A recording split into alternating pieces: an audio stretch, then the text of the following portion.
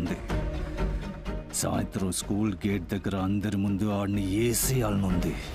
కానీ మనం ఆ పని చేస్తే లింగం మళ్ళీ మనం ఆలోచించని రూట్లో విరుచుకు పడతాడు మనని భయంగా ఉందిరా. అన్నా ఇక్కడే మంగళం పడద్దామన్నా, నువ్వు చెప్పనా నేను లేపేస్తా. సరే రే,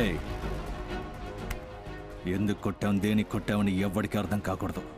నువ్వు వెళ్ళరా, నువ్వు లోపలికెళ్ళి ఆ చెత్త నాయాలతో మాట కలిపి రెచ్చగొట్టు. అప్పుడు నేను వస్తా. పోరా తమ్ముడు. ఇప్పుడు చూడన్నా,